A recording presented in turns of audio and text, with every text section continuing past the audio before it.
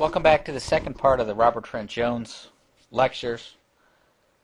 Our move into the first modern golf course architects.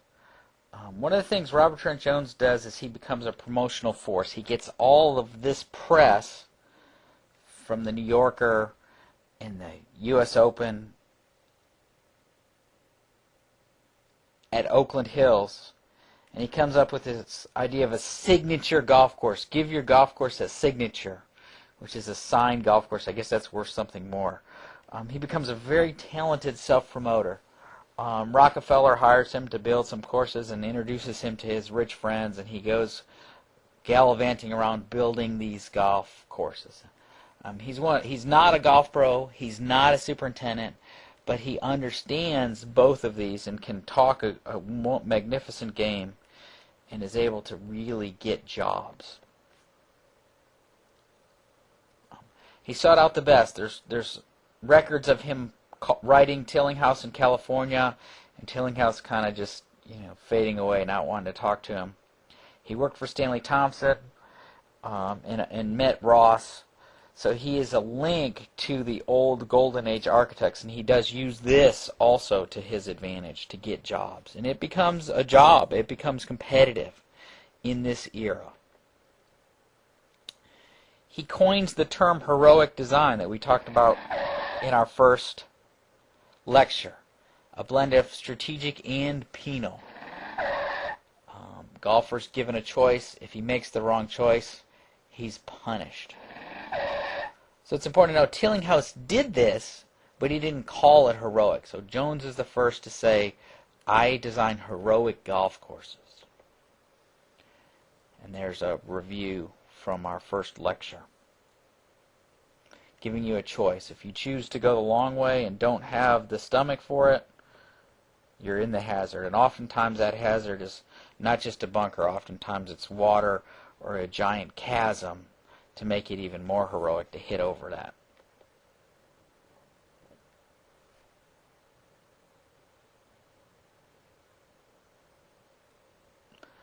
I think the importance of the hazard at a diagonal is important to note.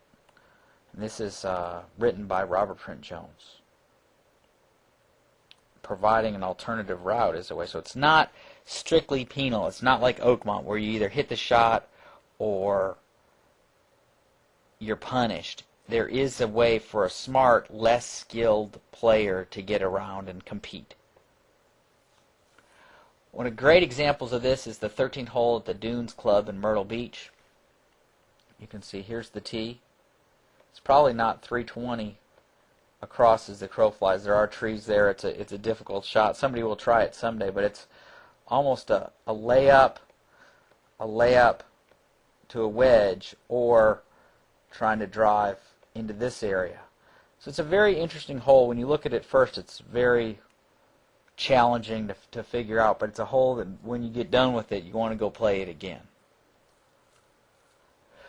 And then in 1990, when he's sick, he actually had Alzheimer's, but he gets the largest golf course architect contract in history, which is the Robert Trent Jones Trail. And this work, pretty much Roger Wurwich's entire career has kept building these high-scale resort golf courses with small clubhouses, 2 or 3 golf courses at each, and people can go on golf vacations in their campers and play these higher-end golf courses, better golf courses than they could play at home, more country club-like, but for a reasonable fee because land is cheaper in Alabama and maintenance is a little bit cheaper. So there's the tee for the 13th at the Dunes. You can see that's the straight line to go to the hole. It's probably over 300 yards, and you can see a group out here in the layup area. So difficult. It's kind of neat. The maintenance facility is right here. So if you ever get to the Dunes Club, you can walk out and look at this famous hole. Here's a map of the hole. So the fairway narrows dramatically in here. So you have to set up as a 298-yard shot from here. So some of the pros might hit a 5-iron and then a 3-wood and be able to reach that hole. And here's your second shot. So you're looking at, a long shot, long heroic shot, bite off as much as you can chew, or a safe layup if you choose. Just a very interesting hole, and there's a plaque. Actually, the Golf Writers Association had their tournament there, and one guy made a 23 on the hole and never hit it in the water. So there's a plaque to that. So that's a quite comical thing that you can see when you go out to the Dunes Club in Myrtle Beach. So this is the original Myrtle Beach golf course. Here's the green. So looking back, the green is protected by some trees, so they are aware that people are going to try to go for this eventually at some point. Magnificent bunkering, very classic Robert Trent Jones, smooth edges, white flashed sand, expensive to maintain, but beautiful shadows come out of these, and it is something to look at, and it is, if you're going to have high maintenance bunkers, this is one of the ways to do it. Unfortunately, when this was built, this par 3 used to look out over the sea, but they've built some hotels in between since. So the Dunes Club has lost a little bit of its ambiance as Myrtle Beach has grown. There is another hole. There's 19 holes at the Dunes Club. They've got this par 3 that's kind of stuck in the middle of nowhere and doesn't fit at all. This is not Robert Trent Jones at all, but it was built by one greens committee chairman because their first hole oftentimes freezes. Frost, a bad place to have the frost delay, so they'll start their players on the second hole, and then they'll play this par 3 that's kind of stuck in there, and then you have to walk all the way back to the start. So I think it really disrupts the round, but it is a useful tool for a golf course superintendent to be able to close one hole and have an extra hole for the players to play. Here's another highly sand-flashed bunker. So beautiful shadows, beautiful edging, but expensive to maintain. There's a Robert Trent Jones golf trail. There's 1, 2, 3, 4, 5, 6, 7 golf courses with at least 2, many of them with 3 18-hole golf courses. So you can go down there, drive around Alabama, and play spectacular golf courses. They're better than average golf courses. So, one of the controversies that evolves after World War II is the competition between Dick Wilson and Robert Trent Jones. Dick Wilson worked for Flynn and Toomey. He survived the Depression working as a golf course superintendent, and he leads an explosion of golf courses in Florida. Palm Beach, Doral, Bay Hill, and Pine Tree. He often wrote he wasn't Cornell trained, but he learned to build golf courses on his hands and knees like Ross. And these guys were positioned fighting it out for jobs. And unfortunately, Wilson dies young, and Robert Trent Jones is able to really take off. But if Wilson was able to keep designing, we would probably have a lot more Dick Wilson designs. He died at the age of 61 with 6 courses on his boards, and then Joseph Lee takes over, and Joseph Lee kind of fades away. Nothing really happens on that. But they were competing for almost 15 years for jobs, and Wilson got a lot of jobs that Robert Trent Jones wanted, particularly in Florida.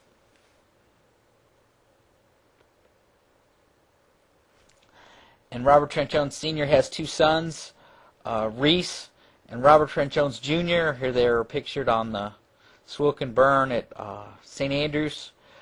Interesting pair. The 2 brothers really don't get along. One of them, Robert Trent Jones Jr., designs west of the Mississippi, and Reese Jones designs east of the Mississippi, and I personally wish it was flipped around because I'm not a big fan of Reese Jones design golf courses, and that's a problem for you we might have or to think about on the final is how can 2 golf course architects, Robert Trent Jones Sr.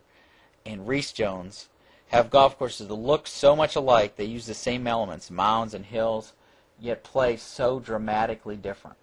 And that's something to think about, particularly as we talk about Reese Jones designs, and if you get a chance to go out to Tullamore and see what a Reese Jones golf course looks like.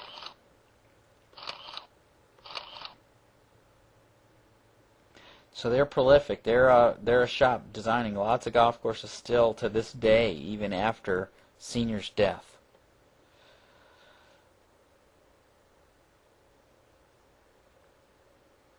Here is this is Plymouth National. We had an intern go up there, Gary May. This is in Massachusetts. Reese Jones, and it's very similar to Tallamore. The Reese Jones golf courses look the same all over the country. Roger Rowich is designing for this. He was a civil engineer from Yale. He joined Robert Trent Jones in '61 and worked for him until the '90s and did pretty much all of the Alabama Robert Trent Jones trail golf courses. So it's interesting that named after a man that probably didn't really do much of the work. But this was lucrative work for Rowich. One of Rowich's coming out designs is the Grand Dunes in Myrtle Beach. Here's a picture of the Grand Dunes, a massive golf course, very much in the heroic style of Robert Trent Jones, but just bigger and longer and almost tiring in a sense. This is a massive, massive modern golf course. Here's an example of a heroic par 3. I think this is 16 or 17, where you hit your shot at this green, biting off, you know, as much as you can chew. When the flag's over there, there's a lot of trouble with the intercoastal waterway. So again, this is a very expensive project. A $3 million bridge here was built to get people from the Strip, the Strand, over the causeway, over the intercoastal waterway, to this new development that was built particularly for the Grand Dunes. The Dunes golf course is over here on the ocean, so very close in the same development. And it was smart to hire a modern version of Robert Trent Jones to design this golf course. Here's another picture, a shorter par 4 with very generous driving here, but also problems around the green, and another view of that $3 million bridge. So let's go on to the modern golf course architect extreme, as far as you can go. And this is probably one of the most universally hated architects. Desmond Muirhead was a land planner. He was Scottish trained Brit. Developed many retirement communities, particularly in Arizona. So he was working in the Southwest. Used long parabolic serpentine tees, and he was a student of Norse mythology, and he's designing golf courses that don't fit the land at all. Golf courses that represent symbols or things from Norse mythology, and designed probably some of the most photographed, hated golf holes in the world. Using greens and landing areas and water to integrate housing and golf courses. And actually, some of his ideas are interesting and did work fairly well. Bunkers with capes and bays, white against green, again this contrast. So here is probably the most photographed hole. This is Cape Harbor in New Jersey. This hole no longer exists. You can see very difficult. This is symbolizing the vagina de castrata. So something from Norse literature, something feared by all men, obviously. And it was only around for a couple years because just a very difficult 160-yard par 3 from, I think that the line of play is here, or was there, and then you could take a bridge off to it. So you would be lucky to get in one of these bunkers, but it was a very, very difficult hole. No room for error. Very castrating hole. Next is one of his designs in Arizona.